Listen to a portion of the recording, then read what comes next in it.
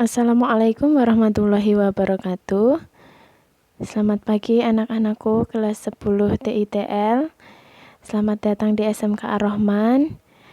Selamat menempuh perjalanan yang baru di jenjang yang lebih tinggi. Semoga kita semua dilindungi dan diberkahi oleh Allah Subhanahu wa taala.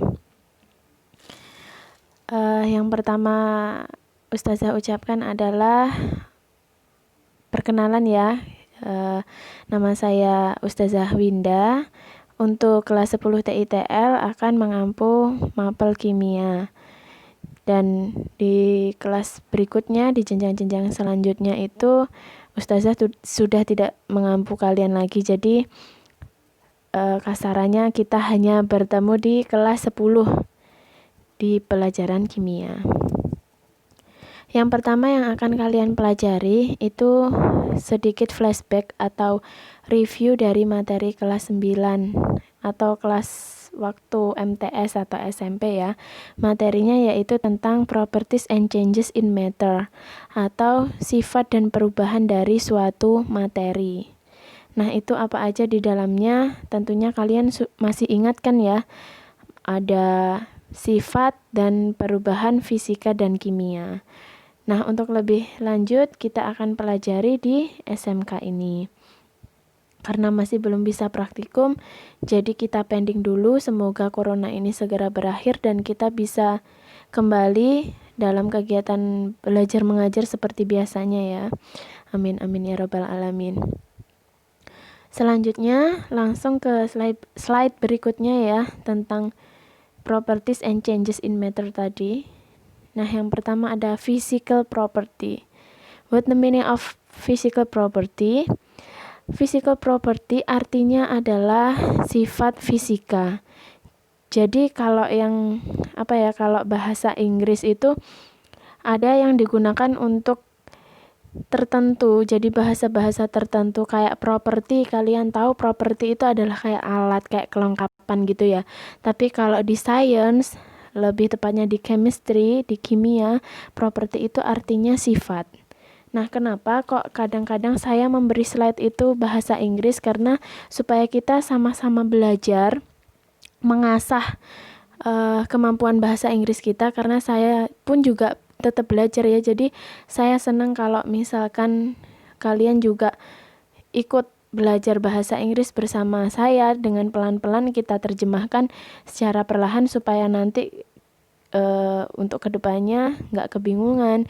Bahkan kalau di teknik itu kan tombolan-tombolan yang ada di mesin itu kan juga semuanya menggunakan bahasa Inggris. Jadi kita belajar sama-sama dengan materi-materi seperti ini yang sedikit demi sedikit kita selipin bahasa Inggris.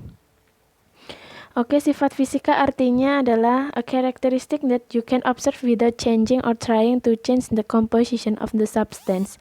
Artinya adalah karakter atau sifat yang dapat kamu amati tanpa melihat atau mencoba perubahan dari komposisi senyawa tersebut. Jadi fisika itu karakternya tidak melihat dari perubahan komposisi dari senyawa. Jadi komposisinya tetap, perbandingannya tetap. Nah, contohnya seperti ini, how something look, smell, sound, or taste. Jadi bagaimana look itu apa? Kayak kenampakannya ya, penampilannya itu seperti apa, baunya, suaranya, atau rasanya. Contohnya di situ adalah hotdog. Hotdog yang kalian lihat adalah perubahan fisika. Karena apa? Roti dibuat dari tepung, ya kan? Terus bentuknya dengan beberapa adonan. Kemudian ada sosis dari daging dan tepung juga yang dimasukkan dari situ. Wujudnya saja yang berbeda, rasanya saja yang kita amati, baunya saja yang kita hirup. Nah, seperti itu ya. Kemudian ini, kamu dapat mendeteksi banyak perubahan fisika dengan hidung kamu, dengan indera penciuman kamu. Ya, jadi kalau fisika itu dapat dilihat dengan mata, dapat dihirup dengan hidung, dapat diraba. Jadi semuanya dapat terlihat atau nampak secara fisik. Contohnya adalah mass. Mass itu massa. Nah, ini ada alat ukur massa yaitu timbangan atau neraca. Kalian tentu sudah mengenal ini ya. Ini namanya neraca dua lengan. Nah, atau neraca Ohaus ya. Kemudian berat. Nah, berat itu dengan massa bedanya apa? Jadi kalau kalian kalau kalian menimbang badan kalian di suatu timbangan, di timbangan badan itu yang kalian ukur itu sebenarnya massa atau berat. Siapa yang tahu? Nah, apa sih bedanya massa dan berat? Ya, jadi kalau yang kita timbang itu adalah murni massa, karena massa itu adalah besaran pokok. Besaran pokok kan ada 7, salah satunya yaitu massa. Sedangkan berat itu adalah besaran turunan, karena berat diturunkan dari besaran pokok massa dan juga dikalikan dengan percepatan gravitasi bumi. Jadi kalau misalkan kalian nimbang, terus yang kalian sebut beratnya 50 kg, itu sebenarnya adalah massa. Sedangkan beratnya harus kalian kalikan dengan 9,8 atau dibulatkan menjadi 10 meter per second kuadrat yang menjadi 500 Newton. Itu yang disebut berat. Nah, jadi sudah tahu ya sekarang bedanya massa dan berat. Tetapi karena orang Indonesia biasanya sering menyebutnya salah kaprah, jadi kebiasaan. Ya, yang kurang ilmiah seperti itu. Kita pun juga ngikutin masyarakat. Jadi ya nggak apa-apa, yang penting kalian secara penjelasan ilmiahnya kalian sudah tahu. Jadi kalau massa tidak dipengaruhi oleh gravitasi. Jadi kalau misalkan massa kamu di bumi dan massa kamu di bulan itu sama, 50 kg. Nah, sedangkan kalau kalau berat kamu di bumi itu nggak sama dengan berat kamu di bulan. Karena di bumi gravitasinya 10 meter per second kuadrat. Kalau di bulan 1/6-nya.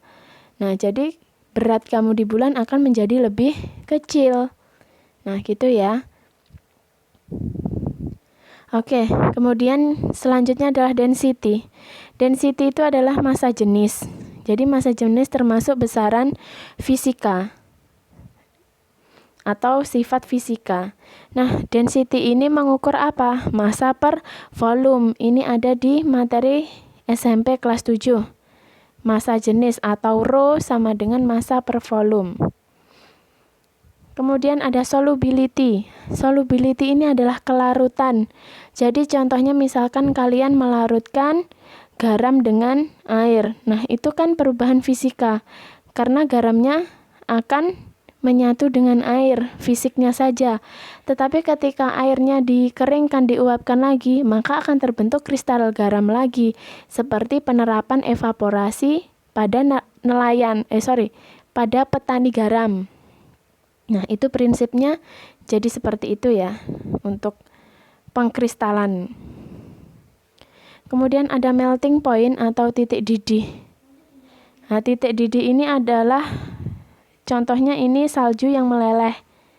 Nah, itu kan berarti perubahan dari padat menjadi cair. Kemudian ada boiling point atau titik. Nah, saat kalian merebus air ya ini. Nah, kalau melting point tadi adalah titik leleh atau titik lebur. Kalau boiling point itu titik didih saat kalian merebus air. Ada gelembung-gelembungnya saat mendidih. Kalau misalkan air dimasak di dataran seperti di sini yang kita tinggali ini, maka dia akan mendidih pada suhu 100 derajat Celcius. Tapi beda lagi kalau dia di gunung. Karena tekanannya juga berbeda. Kemudian ada sifat kemagnetan. Itu juga masuk sifat fisika. Nah, kemudian yang kedua adalah chemical property. Chemical property itu adalah sifat kimia. Apa sih sifat kimia itu? Nah, a chemical property is a characteristic that cannot be observed without altering the substance. Jadi perubahan kimia itu atau sifat kimia itu adalah karakteristik yang tidak bisa kita amati tanpa kita memisah-misahkan substansinya atau zat-zatnya. Jadi perbandingannya berbeda. Nah, contohnya adalah flammability, rusting, reacting with substance and like acid. Flammability itu apa? Flammable itu apa ya? Kayak ledakan, bukan ya, seperti ledakan, kebakaran kayak gitu. Terus kemudian rusting itu adalah perkaratan. Terus reacting with substance itu reaksi senyawanya. Jadi perbandingannya berbeda. Contohnya gimana anak-anak? Contohnya misalkan kalau fotosintesis itu dari apa?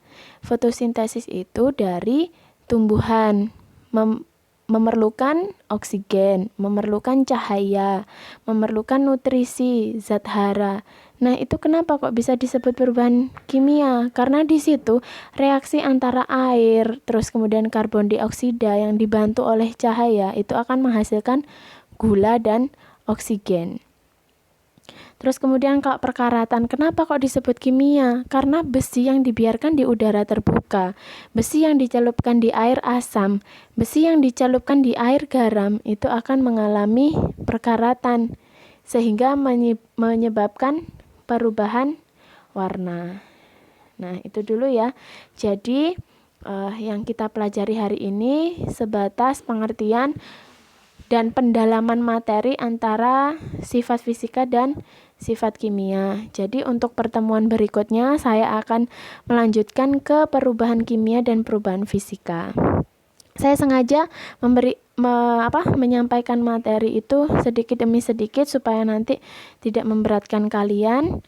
Dan untuk ini tolong dipahami, tolong dicermati, kemudian dirangkum. Jangan lupa rangkumannya difoto, dilaporkan di aplikasi SMK yang namanya Si Akar Sky itu ya. Tolong diupload di situ saja.